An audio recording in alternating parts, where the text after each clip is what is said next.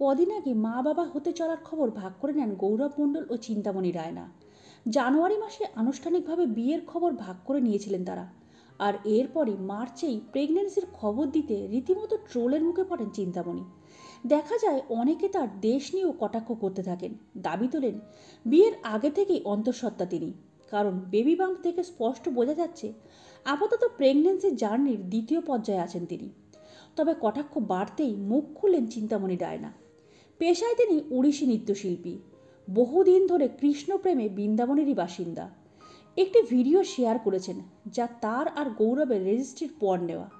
সেটির সঙ্গে চিন্তামণি লিখেছেন, আমরা 2024 সালের মে মাসে বিয়ে করি এবং আনুষ্ঠানিকভাবে আমরা গত বছরের মে মাস থেকেই স্বামী স্ত্রী।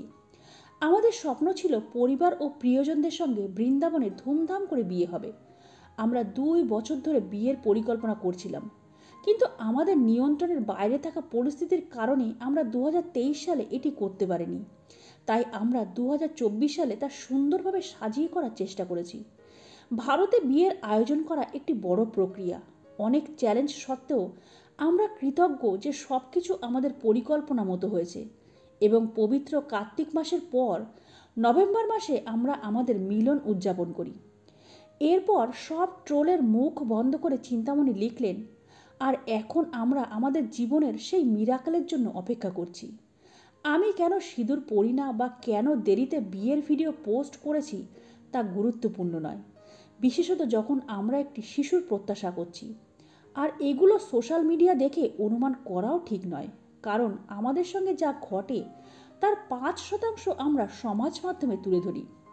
এরপর চিন্তামণি তার ভক্ত এবং অনুরাগীদের জন্য লেখেন, আমরা আন্তরিকভাবে প্রেম পরিবারে বিশ্বাস করি এবং যে কোনো পরিস্থিতিতে কৃষ্ণের সঙ্গে থাকার চেষ্টা করি।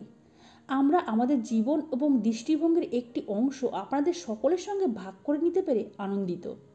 আমি সকলের কাছে অবিশ্বাস্যভাবে কৃতজ্ঞ যারা আমাদের হৃদয়ের গভীর থেকে এবং পরম ভালোবাসার সঙ্গে আমাদের অভিনন্দন জানিয়েছেন। সঙ্গে কটাক্ষকারীদের উপদেশ, আমরা আপনাদের প্রত্যেকের জন্য প্রার্থনা করি যাতে আপনাদের জীবন কৃষ্ণ চেতনার আনন্দে পূর্ণ হতে পারে। সর্বদা অন্যের প্রতি সদয় হন এবং কোনো ব্যক্তিকে সত্যিকার অর্থে না জেনে কখনো বিচার করবেন না।